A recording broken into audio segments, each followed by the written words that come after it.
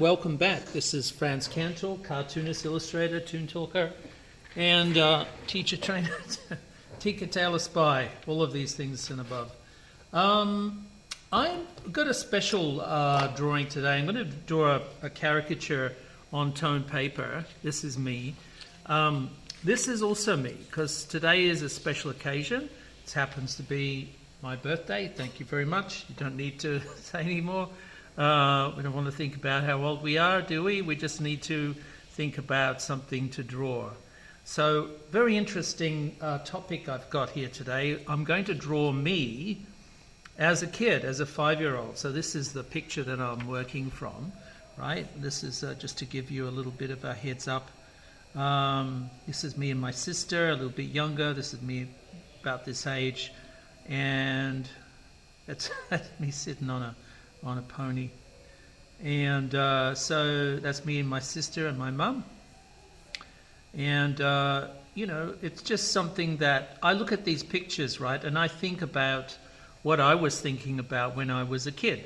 When I was that age, what I'm thinking about. And this picture here, he's actually thinking about something.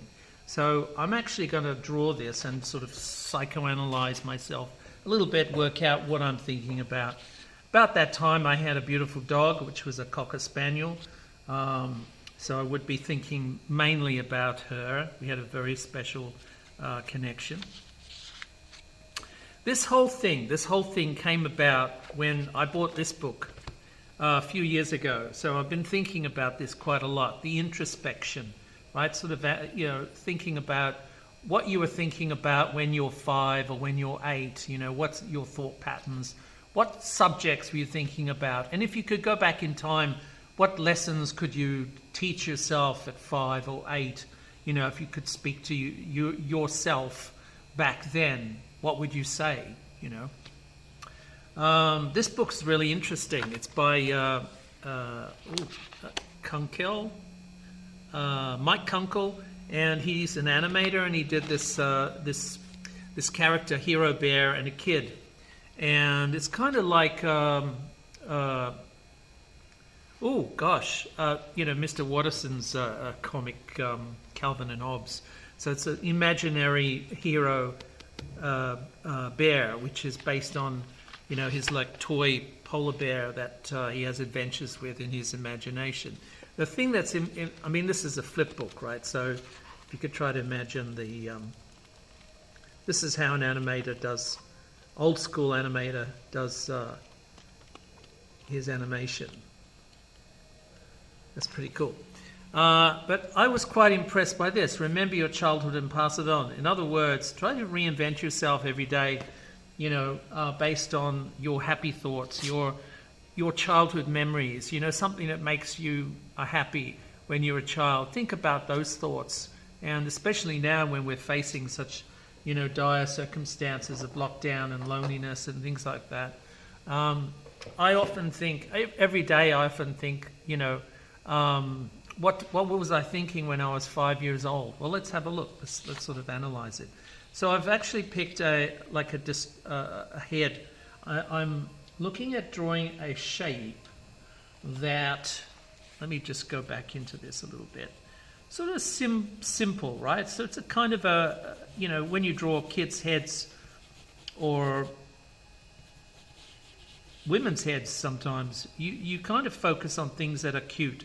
So what I mean by cute is like a big head, big eyes, and a small body, right? So that's basically what constitutes a cute style, a cute idea for a subject. You can apply that to dogs, to any anthropomorphic thing. And it's based on our connection with, protecting young ones, protecting puppies and babies and all this sort of stuff from banging their heads or whatever that kids get up to. So it's like a parenting survival impulse, I guess, yeah? So it's very attractive, I guess, for characters to have this sort of, big expressive eyes, a big head, and diminutive bodies. So that is really the principle of balloon head style caricatures, really, isn't it? It's the same sort of thing.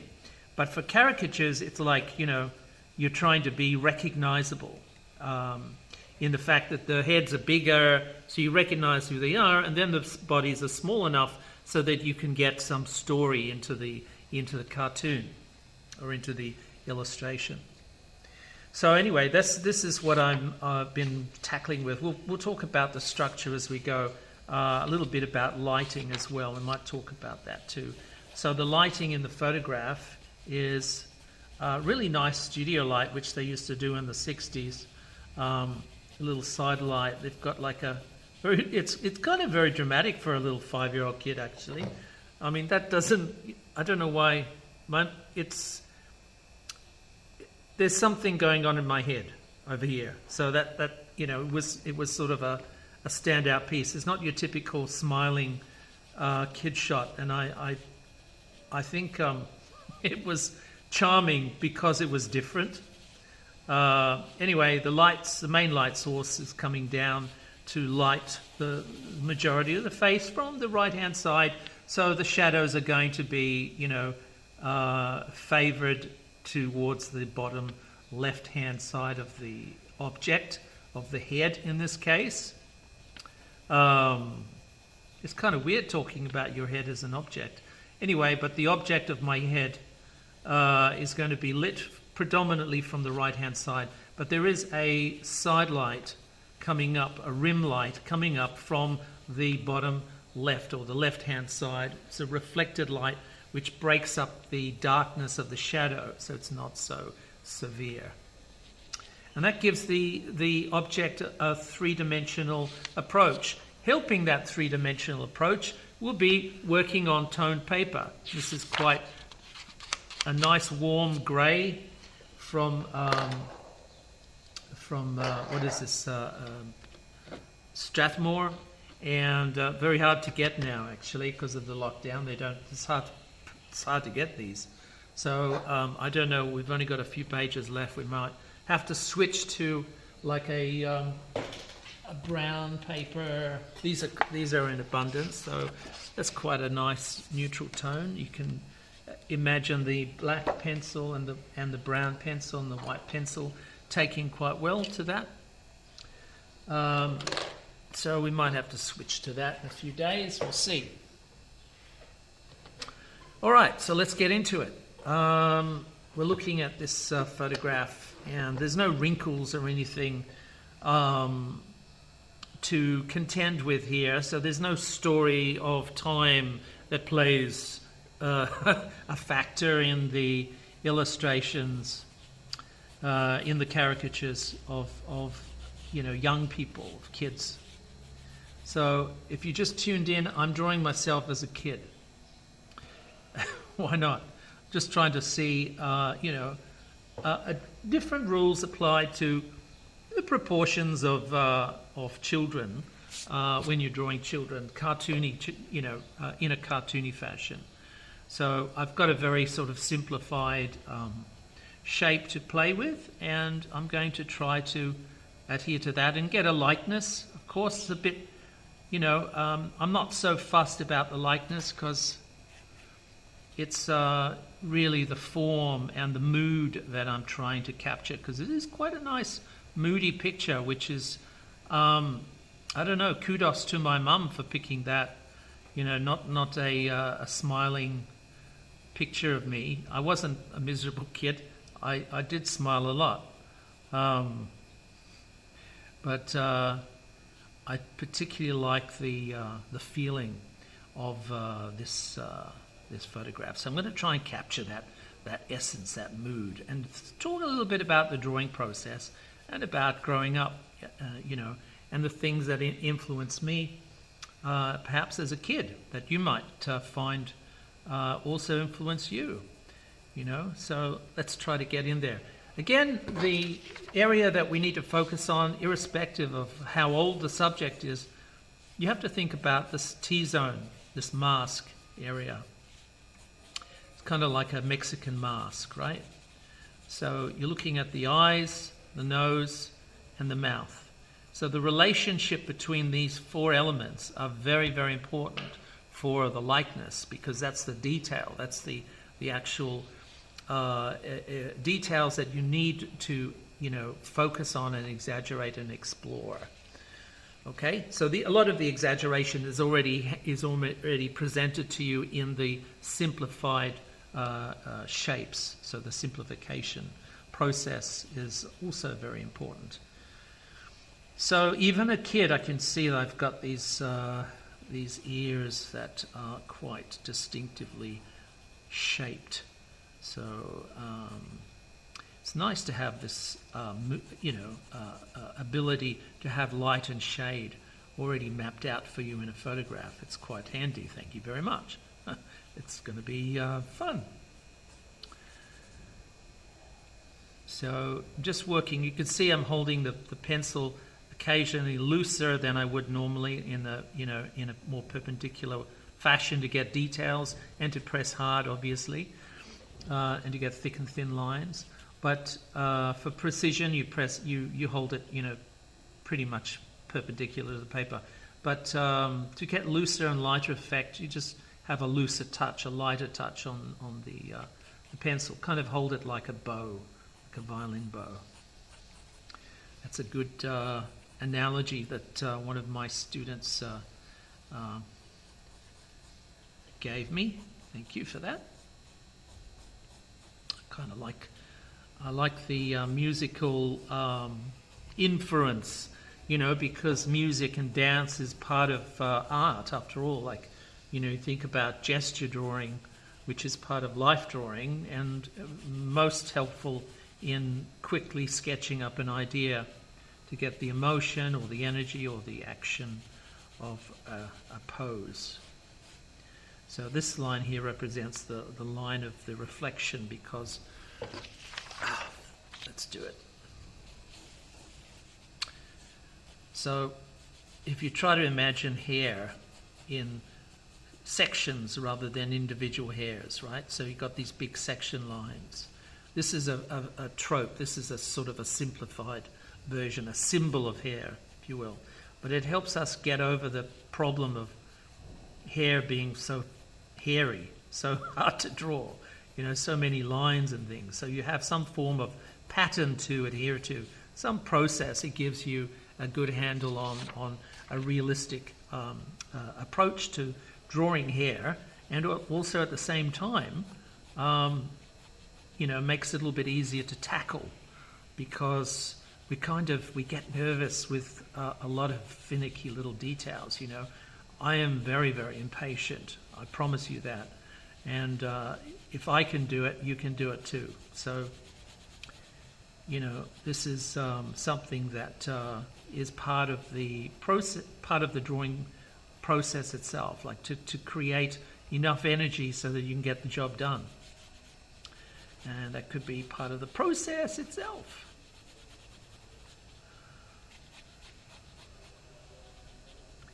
So that's very interesting. I love drawing hair. Hair is fantastic with a pencil. I mean, how cool is that? There's a line. That's a hair. There's another line. That's another hair. So you just keep going. It's so much fun.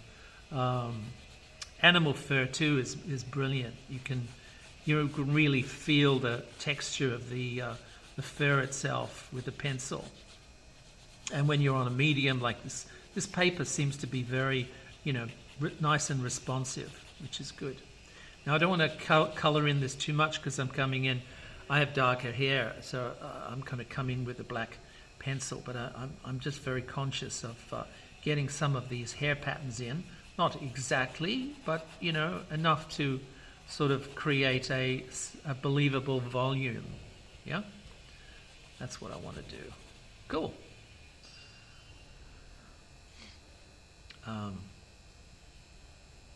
It's interesting. This is the first time my hair was parted on the side that I prefer. They found after years of trying to tame my hair with spit, as your mother licks her hand and puts it on your head, she thinks that's a good thing. I draw the line though. Auntie's doing that to me. No, don't do that. Don't spit on me. So very funny, aunties that they sort of smother you with love and saliva sometimes.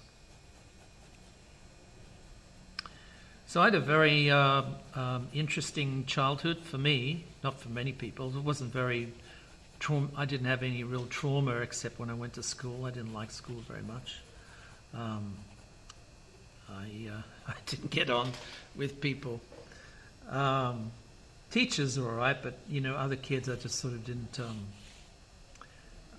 I had friends, but very few, and most of the time I spent on my own, in my own thoughts. You could kind of tell that from this expression. This was a typical look for me. So wrapped up in his own thoughts. And what are you thinking about, kid, when you're 5?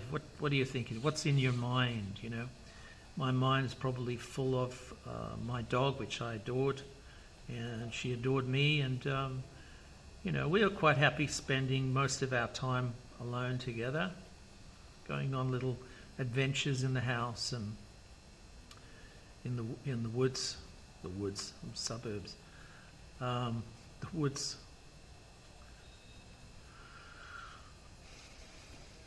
So just a normal thing, kind of like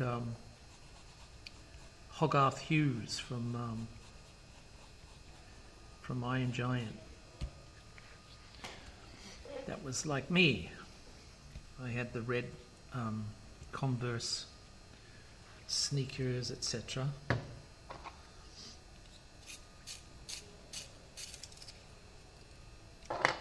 So I had spent a lot of time in my own head, and I was talking to my daughter about this today. And a lot of people do that. A lot of people have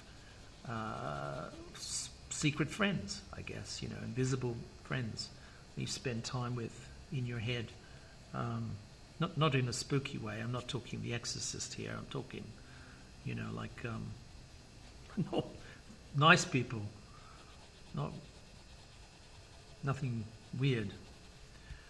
So I love the pattern of hair, like pattern of hair and eyebrows, eyelashes, all this sort of stuff. Fantastic. See how valuable a sharp pencil is. That's so cool.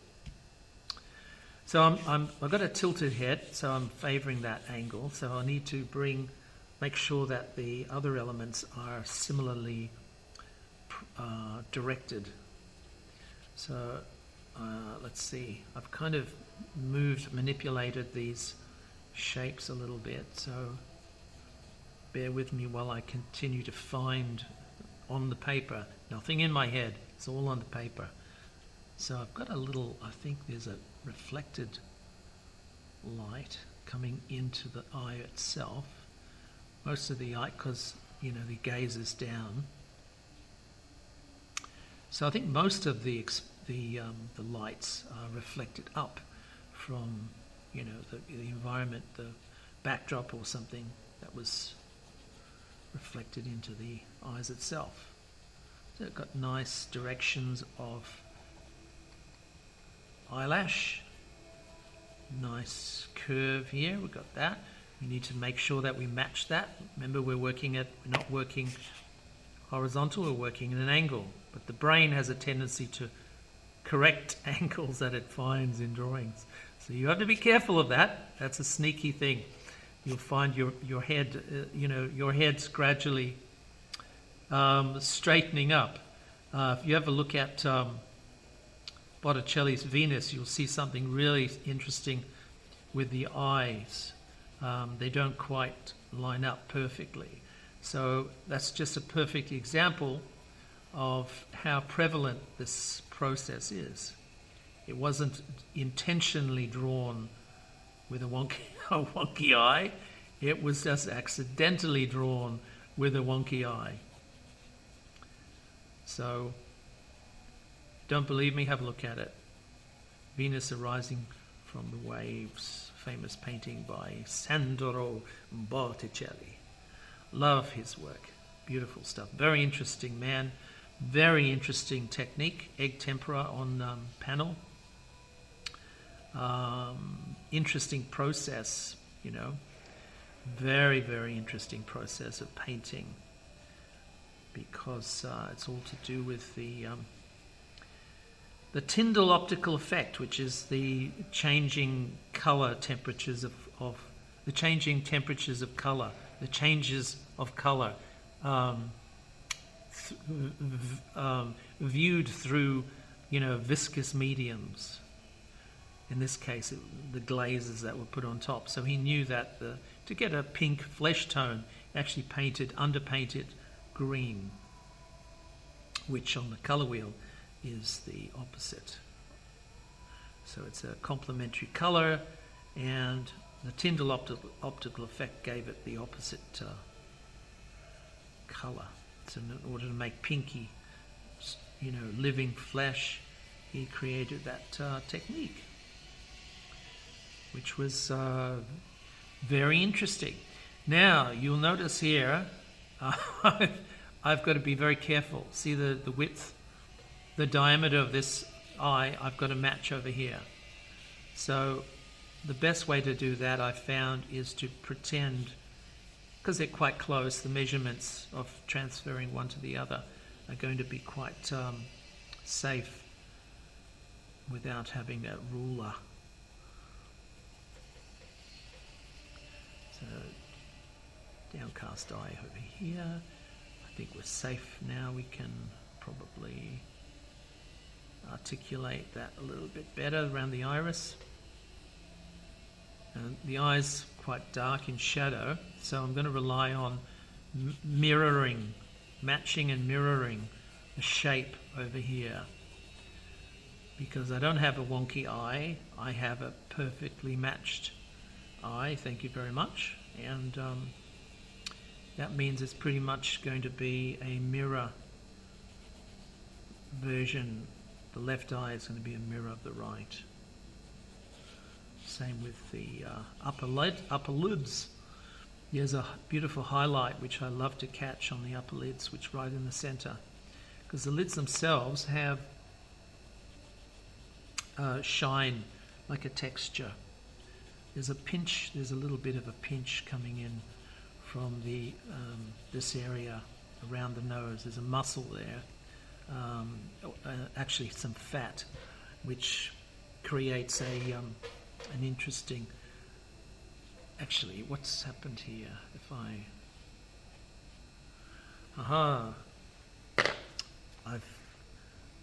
I think I may have been talking too much, not observing enough here. I've just found out that while I'm talking, the eye's changed direction. It's gotten too close. See what I mean by this? This is a problem. So you've got the eyes. The relationship between these have to be constant. If your head turns to the side, obviously, you know, proportionally and according to perspective, the relationships are going to differ. But in a fairly straightforward frontal pose like this, I haven't been paying attention, so sorry about that. So we'll fix that now.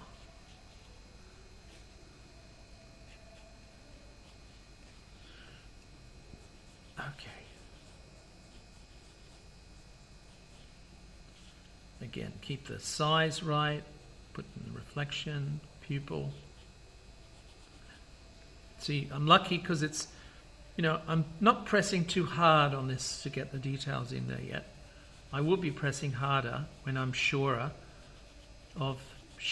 when I'm more sure of the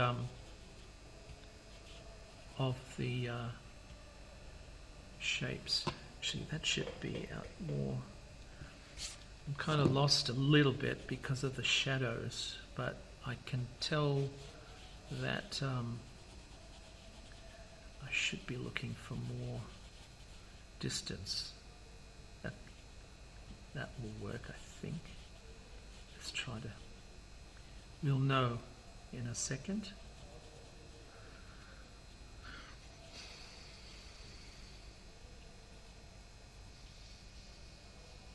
Yeah. Okay, I'll live with that. It's not absolutely spot on, but I can live with that. That's good. I'm sure I can play with that a little bit more and make it work.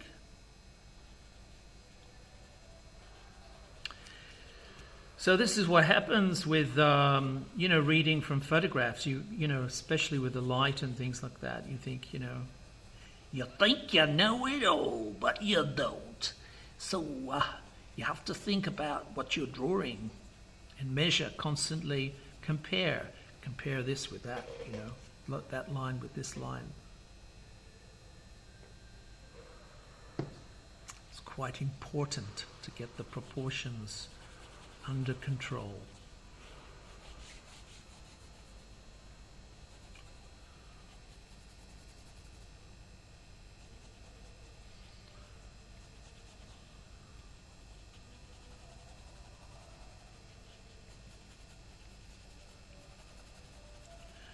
So this area is darker, so we're going to bring in the shadows over here a little bit, which allows us then to darken some of the... You'll notice that the whites of the eyes are only cool whites of the eyes. They're seldom white. So that's something to think about when you're drawing. Try not to symbolize. Just have a think about what it means, what you're doing, what you're drawing. Looks like there's some shadows from the eyelashes going down the cheek, which is interesting, dramatic. And then over here, of course, there's a cheekbone. So yes, even with a child face, a small, tiny baby's face, there's always the presence of the structure underneath, which is the skull. And, you'll see the presence in like the forehead and the cheekbones and the jaw and things like that. You'll see those hard things which give a little bit of difference to the texture, to the form.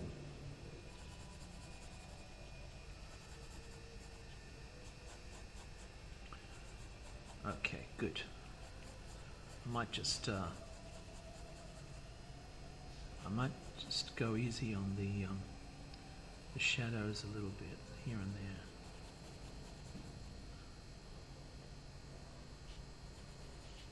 Be careful.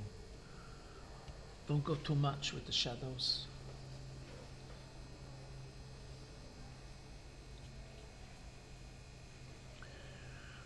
So there's this dip over here which we need to remember. I don't want to put any marks in there because it's very, very subtle, this area.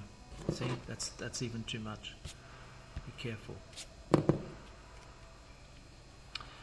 So caricature gives you an idea of changing the proportions, the size, the relative size of things. But you do so within the context of where those features are. So in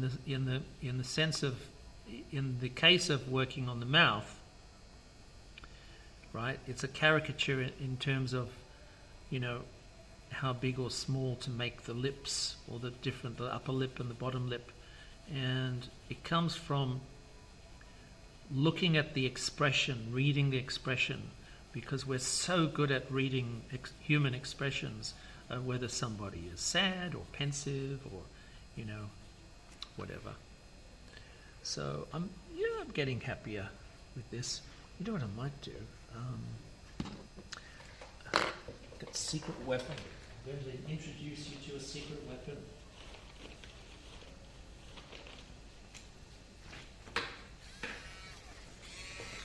What is this, you might ask?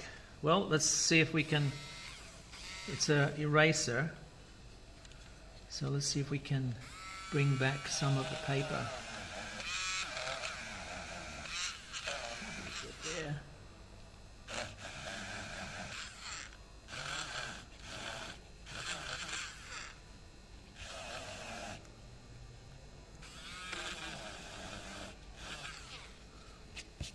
It's all right.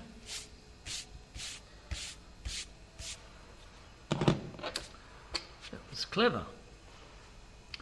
Okay, so it looks like I've got a fat lip here too, so I might, but it's an area of shine, so I'll leave the kid with a fat lip. Probably deserved it. No, he didn't. He was all right. Thinking about myself as a 5-year-old, I had the same thoughts as I do today. So if I was to, go back in time and give my 5-year-old self some advice, I'd say, that cartoon that you like with the bear and the ranger and the picnic baskets, yeah? You'll still like it when you're older. You'll still you'll still think about Yogi Bear every day of your life. What are the lessons that the Yogi's the name of teacher, and Yogi Bear is my teacher. So what lessons has Yogi taught you? Never give up. He always tries to get out of Jellystone National Park. Always tries to get free, Loved his freedom, loved his comforts, loved his picnic baskets, trying to get away with it, bending the rules. That's all Yogi, bending the rules. Love to bend rules. Who doesn't love to bend rules? What a great idea. Rules are meant to be bent. The whole idea of a caricature is bending rules, because you're not focused on a realistic concept. You're not tied to realism. You're actually having fun exploring it like you are in a game. You try to think about all those hours you put into games. If you try to work out the caricature and turn it into a study, not a quick,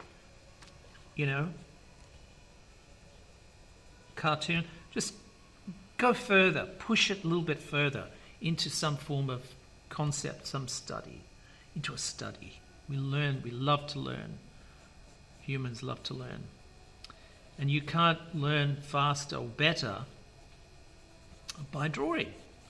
No, that's the wrong English. You learn faster and better by drawing. That's what I meant to say. So there you go. It's a beautiful way of learning. If you want to learn, brain surgery or something like that, you can learn it faster by drawing the brain. I'm going to put a pocket in here. There's not one in the picture, but it kind of, it's... Why isn't there one? I'm thinking. I'll round the shoulders a little bit too, just to make them a little bit more lived in. So not so stuffy. All right, so here we go. We're getting closer.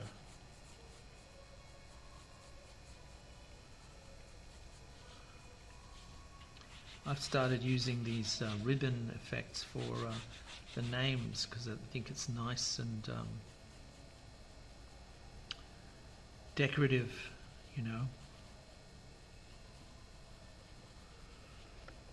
Yeah, it's kind of funny. Cool.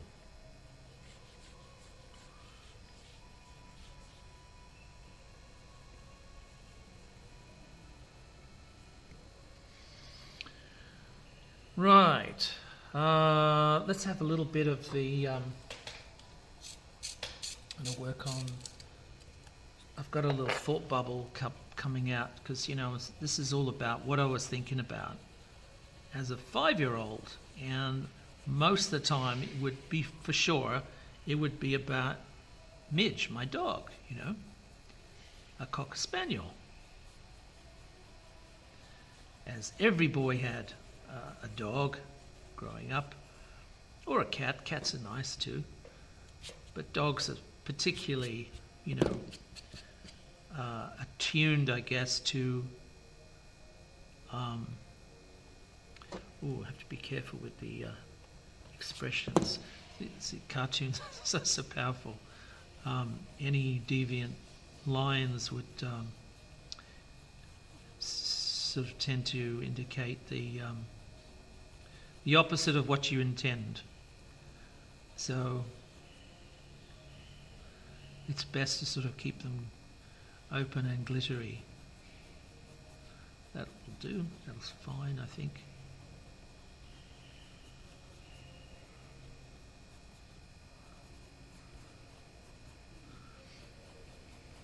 That'll do. So dogs, Cocker Spaniels have these beautiful long ears, and I remember, even as a 5-year-old, I remember picking out the burrs from her ears because she used to run in the long grass. And she had this sort of pointy bone at the top of her skull, which I don't know what reason why they would have something like that, but it's just a feature, I guess, of spaniels. Maybe dogs have them as well. I think terriers have them, but not as pronounced. So let's go. Let's hit it with some black pencil now, and then we'll hit it with some white pencil and make it into a sculptural drawing that is really cool and fun to do. I love drawing. Even as a 5-year-old, I love drawing. So what I would draw is probably cartoon characters, things from, Disney, from like Sword in the Stone or something like that, or from my beloved Hanna-Barbera characters, Yogi and Huckleberry Hound, etc. And really enjoyed. I had a great childhood in my mind, and that's all I really thought about. I mean, I didn't play sports, and I didn't really do much outdoor activity. I was glued to the TV usually. I grew up in front of the television, and that was my world, and I loved it. And it fed my imagination to a really great extent. Comics and television, and in particular cartoons, because there was something about cartoons that it was just more realistic to me than movies, And I loved movies, I loved TV shows, at the time, but cartoons had just seemed to be more realistic for me for some reason. So, because the eyes are downturned, most of the eyelashes are pointing downwards. This is what I'm finding here. So, as I said, there's a little bit of a shadow coming down too, which is catching those lashes and expanding, like dragging these shadows down, like little stripes down the cheek, which is cool. So what I'm trying to do here, folks, is to get a sense of drama with the light. I love the light. It was a very unusual photograph of a kid, and was very much me. This was me. This was my expressions. So very, very much lived a lot of my time in my thoughts. And that's what I'm finding in this expression. I still, most of the time, live, in my thoughts and the same thoughts, dogs, cartoons, same thoughts.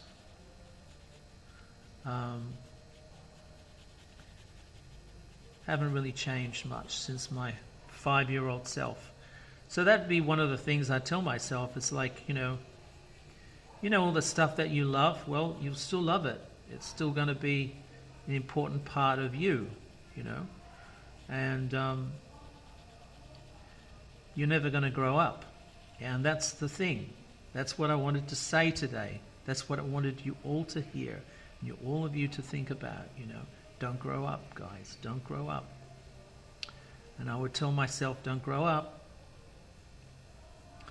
Don't think about rent and problems and issues and coronavirus and all this rubbish. Just think about your happiest moments in your life, Mine are with my family and my, and then later on in life, my, wife and kids and stuff, but just family and friends. And cartoons and comics and monsters and things like that. I love it. I can't help it. I just can't help it. It makes me happy to watch a cartoon. If I was to put on Yogi Bear, I might, annoy other adults, but I don't care. I really don't care. What are you watching a kid's show for? Well, to me it wasn't a kid's show. To me it was my life. It made me happy, So sometimes if I read a book or a comic that I read as a child, that feeling of happiness, that joy, that pure joy just comes back. It's just, sometimes it can be, the one thing that gives you peace in a chaotic world. The one thing that gives you peace could be as simple as that, like looking at the comic that you read when you're 8, If you still have one, if you're blessed, if you're lucky, and you still have something from your childhood to look at, go and pick it up, visit it. Remember the feelings, the smells of things, the comic, or the toy, or, whatever. A stinky old sock, I don't know, whatever the item is, visit it again, because these are precious living memories. They live in us, and they help us. They make us what we are, right? Like a miserable cuss like this. It's important to remember that. Don't forget, It's like that book. Remember your childhood, pass it on. Remember your childhood. This is it. This is why I'm doing this. To remember. What was it like to be that 5-year-old? And what was the thoughts and the feelings, The things that made you happy. Think about that now. And those things that made you happy then will make you happy now. That's the theory, isn't it? So that's what today is all about. It's about thinking about, what made you happy as a kid. And go back in time, just a little bit. Think about it. It's good fun. So yeah, I think about the same things as I did then. Every day, I think about my dogs, over the years I've had. But certainly, Midge, my first dog, first real human connection, apart from my mother and father and sister and that. But I regarded her as my best friend. And, it's important to have some form of connection. It's important to have friends, I guess, but it's important to have memories that you can drift back on, and it helps you, I think, cope with stresses and problems that you have in your day-to-day life. So you forgive me, I'm going to do this a lot because I don't want to drag pigment across the paper. So you're going to see my hand obscuring a lot of the drawing while I get into these odd angles. I'm going to go to it with some white pencil and white pen and black ink and stuff too, to sort of strengthen some of these details and things, to make them more sort of pronounced, I guess, because I think it's going to be quite a nice effect.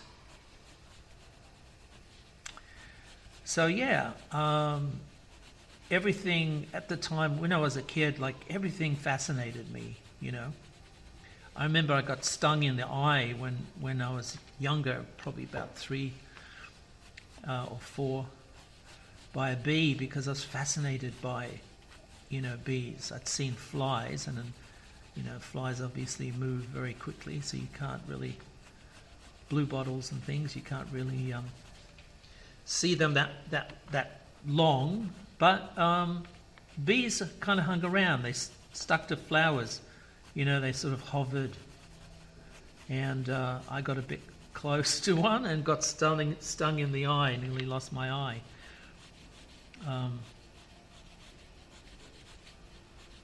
Had to wear a pirate patch for over one eye for a few months while it healed.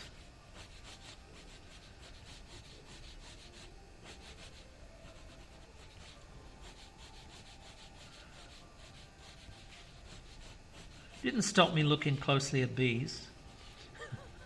I still look closely at bees. I'm I guess that curiosity that never leaves you, really.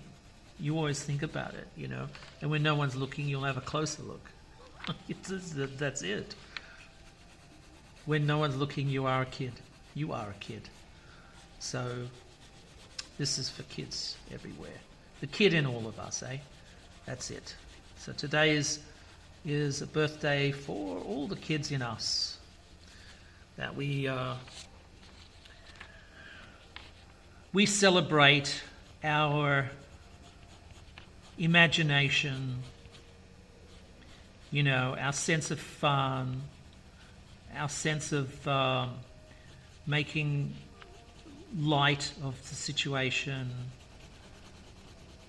focusing on things that are important to us at the moment, sharing, living in the moment, living in the now, not living in the future, not living in the past, but living in the now. That was the motif, that was the theme of childhood.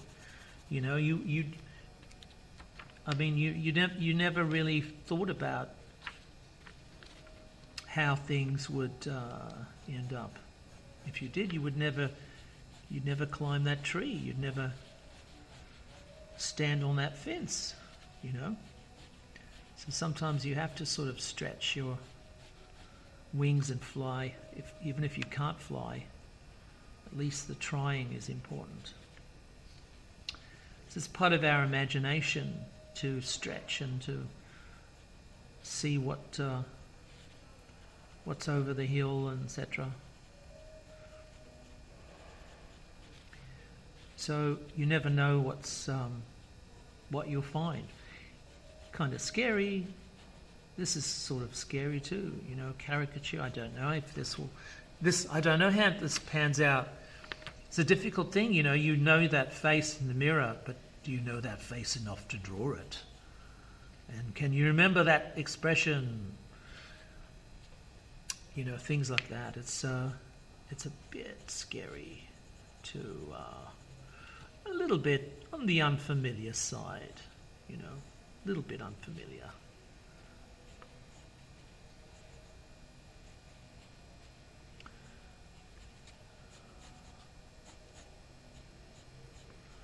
So, am I feeling the feelings that I did when I was 5? Yes, I am. I am looking at this and I'm thinking, yep, he's definitely thinking about his dog, and he's thinking about some fun stuff like cartoons, but it's also the analysis of those fun stuff. There's a little bit of shadow coming into the whites of the eyes, so I'm very conscious of knocking that back, because even though the grey paper is grey, you have to be very careful about turning an eye into a symbol rather than an actual thing. It's representative of an eye, it's not representative of a symbol of an eye. So try to keep things keep it relatively realistic. Don't overdo it, because it changes the I need to get some warm colour into that ear too, into the shadows. There you go. That'll do. So we make, sometimes unconsciously almost, we refer to eyes as symbols, and by outlining them, which is inappropriate sometimes because people don't have outlines around their eyes, so it just sort of changes its nature a little bit, symbolizes it, simplifies it too much. Nothing wrong with symbols, but when you don't want to use symbols, when you want to have something that's more naturalistic, then a symbol approach will get in the way.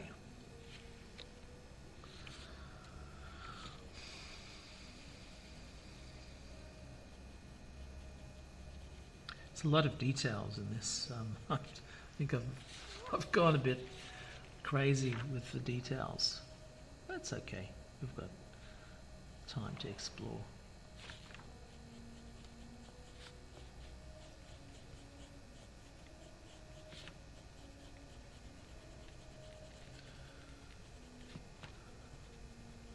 I'm trying to think of the shows that I would have watched on TV. It would have been like puppet shows like Thunderbirds or something, and cartoons like Yogi Bear, Wally Gator, Magilla Gorilla. I really loved Hanna-Barbera. I've always loved them all my life. There was just something about the designs of the characters. I loved Bugs Bunny as well, but the problem with Bugs Bunny is that animation, the full animation, it's actually very hard to draw from, because you have to still frame it, you have to pause it, and if it's on TV you can't pause it, so you can't really see how they're constructed. Hanna-Barbera characters are on screen a little bit longer, even Scooby-Doo. It's a little bit easier to draw. Simple as that.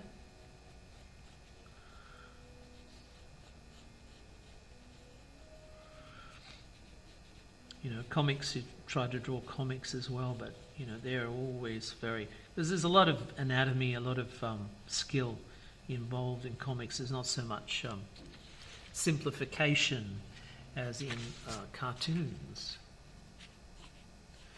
So again, they had they're harder to learn to draw from. You need some sort of intermediary step, I guess. Nearly there. It's nice. While we're here, we may as well finish the ribbon.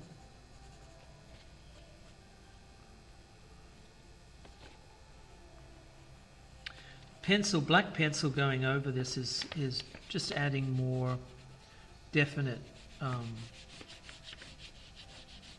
tonal value, like darkening the lines. It's not as hard-edged as like a black ink line would be, but I'm not going for that hard edge. So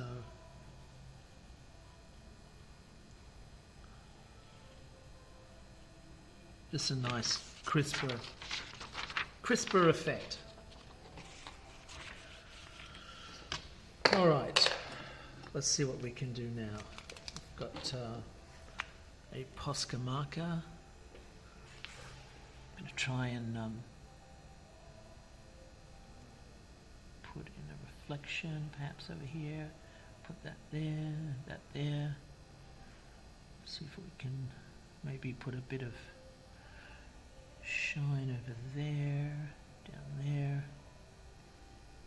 I'm looking at the photo, don't think I'm making it up, I'm not. I'm putting in stuff.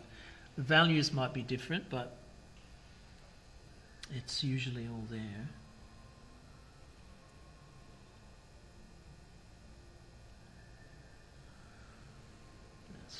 That's good.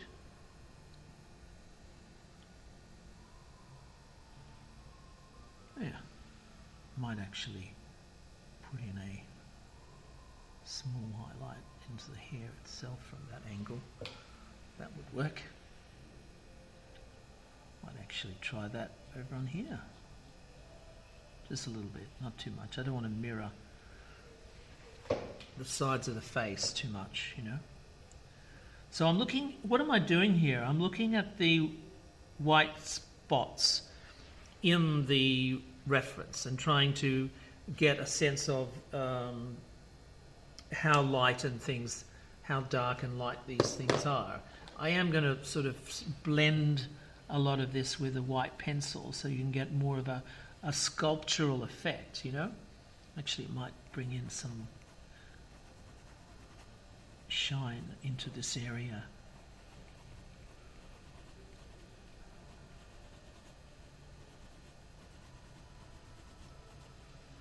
Just a little bit, that'll do, that's fine.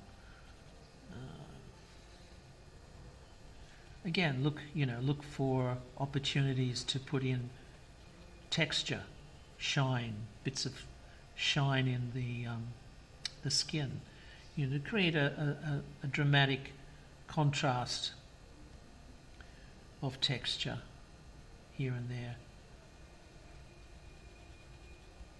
Not colouring in, you're not colouring in with the white. You're leaving the grey paper to pick up most of the heavy lifting for the tone, right?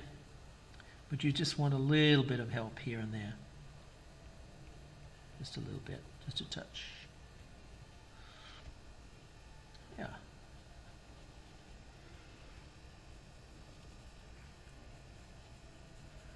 I love the way that the light falls in different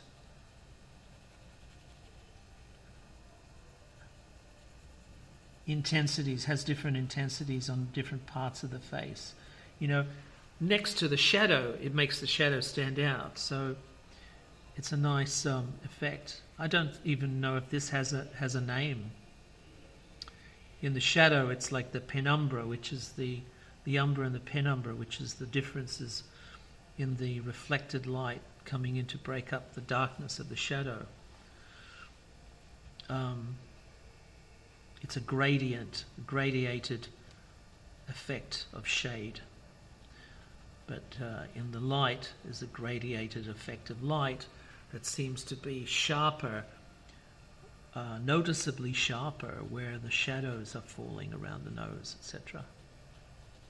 Again, don't colour in the whole thing, you know, just look at the roundness. While I'm here, I've got this little implement. I might sort of get rid of that guideline that I've put in here. Just a bit. That'll do. Just to loosen it. That'll do. That's fine. Yeah, just bring up the contrast a little bit, the highlights here and there. Again, be careful. You know, everything is measured, right? You just can't go over it as a colouring in exercise. Look before you leap, because everything that you do changes its context and therefore its story. So we're looking at a nice story here, which we're trying to tell. I've lost a black line. Put it back there. That'll do. That's good. Nice. It's a nice soft pencil, the Prismacolor. You can break, tends to be, you have to be very careful, don't drop them. If you drop them on the floor, it'll probably shatter all the way through the wood. So you find that when you sharpen it, it just breaks.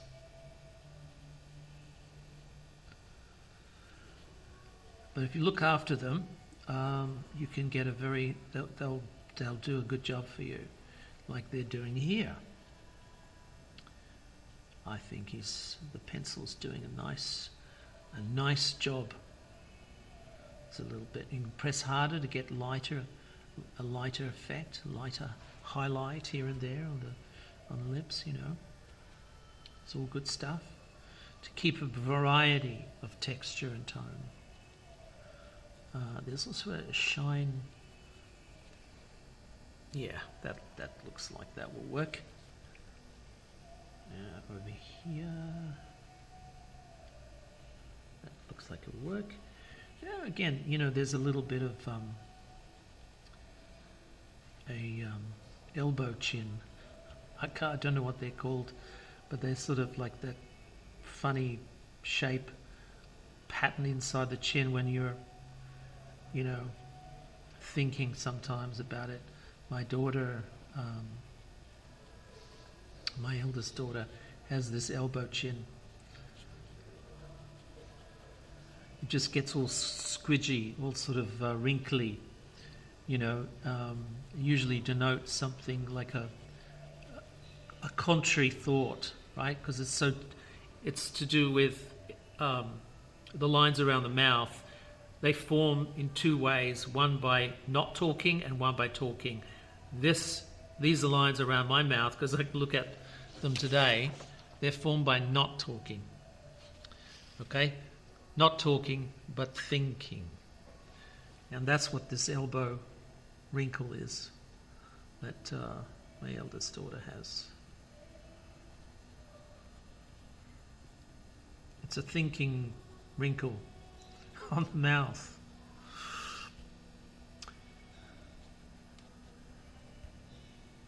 So I often think like this, I often think when I'm drawing a subject, what do these lines mean? It's from like erosion, the Grand Canyon is formed by the erosion over time of water. And it's the same thing for faces, wrinkles and furrows, etc. are formed by thoughts and feelings that reflect in the face. And over time, they build up into patterns, recognizable patterns, and permanent marks, permanent lines, etc. on the features.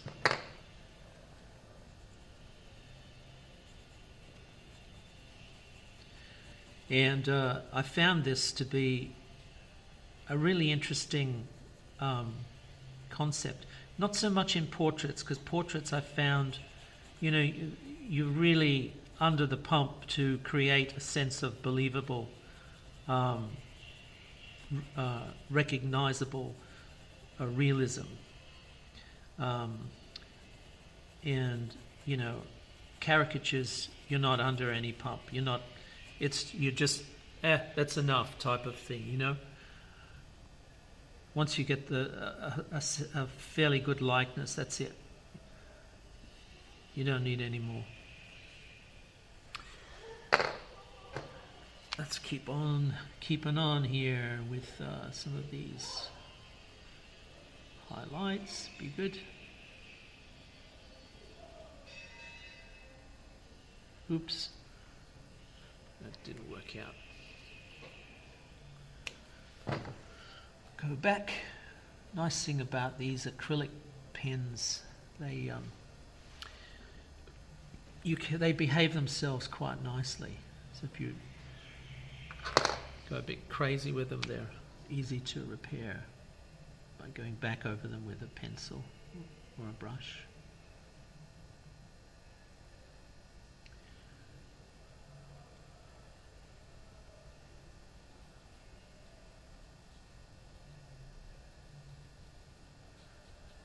I might just swap the brush pen for a pen at this stage. Yeah, it's better. That'll do. I want to get a little bit of contrast in the thought bubble, and I wasn't getting that with the brush version of this Posca marker. Using a combination of a outline around the contours of the pencil line that I've established, and a bit of cross-hatching to fill but not colour in completely, so you get a sort of a decorative effect of almost of these lines. Yeah.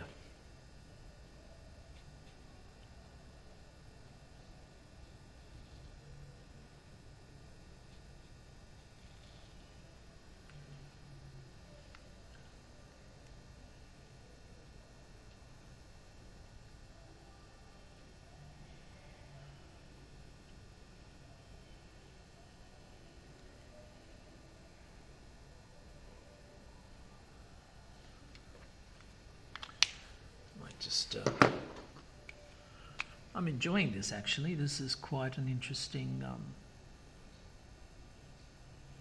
process for me.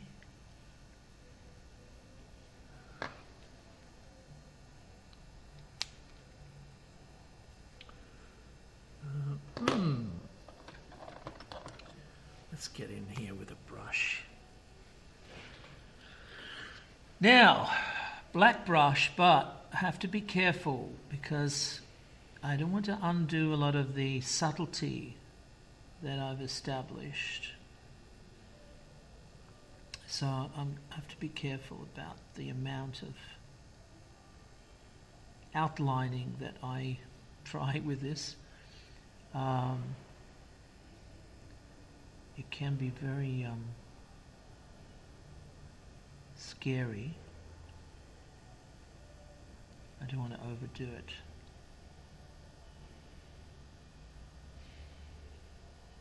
Obviously, I'm looking at intensifying the shadows a little bit. Just here and there, a little bit here and there.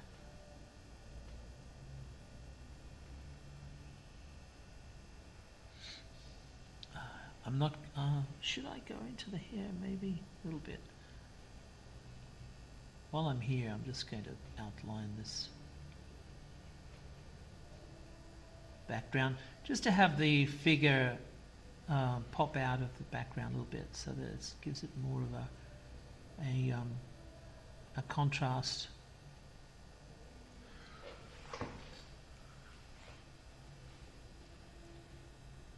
Very unusual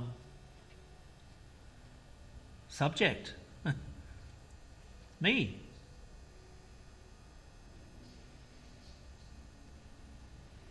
It's not a very autobiographical approach. It's not like drawing me today. It's drawing me yesterday. So it's thinking and honouring my childhood memories and feelings and thoughts, because I've found that I'm constantly remembering things and from my childhood, and it makes me happy. It makes me happy to think of the first comic I read, or if I see a cartoon, if I watch Bugs Bunny or something, I know the gags, I know the voice, I know everything about it, and it just fills me with joy when I see it.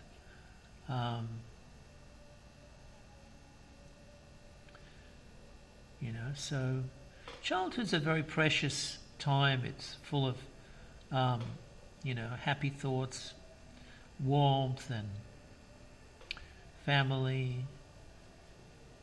But also, like even this kid who spent a lot of time inside his head, I had a lot of very happy thoughts and feelings, and I can remember it today. I can think about it today, and I think all of us have that ability. It could be something from your childhood. And if you're lucky enough to not have thrown it bloody out, and then have to spend thousands of dollars to reclaim your childhood from eBay, then I think it's a good thing to think about your childhood, to remember, the good times. Remember the good times. I remember that show, Good Times. It was dynamite. But the important thing is that you have the ability to re-energize in many ways, your thoughts and your feelings, to sort of get real. What's the real you? What's the real you like? This is the real me. This is me. I look at this and I think that's me. That's me today. It's how I feel. 5 years old then, but it's makes perfect sense to me. I can perfectly relate to, whatever I'm thinking or feeling then, and I can relate to that today. So that's kind of invigorating, that's kind of energizing, because it vindicates your thoughts. If you liked a monster movie when you were a kid, and that's it, and it doesn't matter how silly it is, and you watch that horror movie or that monster movie again as an adult, and you get the same feeling, the same kick, it's for you. It's a special moment. And I think that's great. We need as many special moments as we can muster. And I think it energizes us. It makes us aware and appreciate how lucky we were as kids, and also, how lucky we are now. Because guess what? This is like memory in our memory banks. It's all filed away. All these happy thoughts. And, like Bob Ross talking about happy trees, happy clouds. Well, it's true, isn't it? Like, you like to do things that make you happy, that sort of fulfill you, that sort of emptiness that, that you need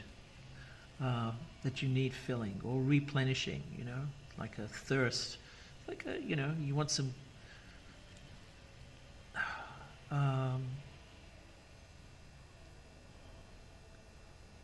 food for thought, for get your mojo back. There you go. We all need to get our mojos back. And for me, it's thinking about this, thinking about when I was 5 years old, or 6 or 7 or 8, even 12, what was my interests then? What did I love? What made me happy when I was a kid? What made me happy? So guess what? The same thing makes me happy today when I think about it, I look at cartoons or something. If I watch the Flintstones, I feel happy. It makes me happy. And I like feeling happy. I don't like feeling sad. I don't want to be constantly bombarded by the news. I hate the news. There's a part, I don't care if I ever see the news again. Bring back Roger Clemson. So, I don't know. News used to be good news. No news is good news. This is me. Let's have a look.